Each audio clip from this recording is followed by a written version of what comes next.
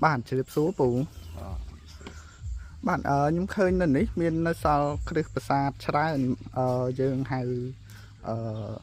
cái lại ní hay cái lại những cái đài lục bù cái ní bị đam lái nè là vì khai thì chỉ cùng nổ thò thì hay bởi vì đam cái hai mình tì pet đồn on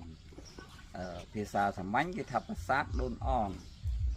hay để hai tháp sát đồn on để xa nông ri chiều làm bàn tìm phí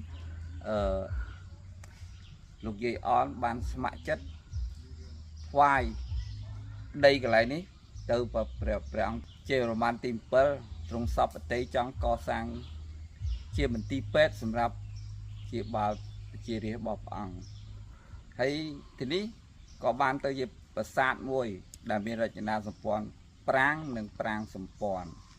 ហើយជាមន្ទីរពេទ្យសម្រាប់ព្យាបាលអ្នកស្រុកភូមិផងនិងជាកន្លែងស្នាក់នៅសម្រាប់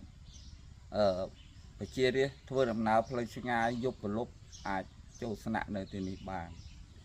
ប៉ុន្តែចៃដន្យនៅពេលនេះដូចពោលមកឃើញហើយថាប្រាសាទដូនអនទាំងមូលខ្លាយទៅជាគំនរថ្មតែសាអីក៏ក្នុងរបប3ឆ្នាំ8ខែ20ថ្ងៃគេតម្រូវធ្វើទំនប់ទឹកនៅឯតំណាក់ជាក្រំហើយនឹងប៉ុតក៏រើរូបប្រាសាទហ្នឹងយកបំណែកថ្មបាត់តម្លៃថ្មយើងគិតថាប្រាសាទមួយមិនគំនរប៉ុណ្ណឹងទេច្រើនជាងនឹងប៉ុន្តែដោយសារ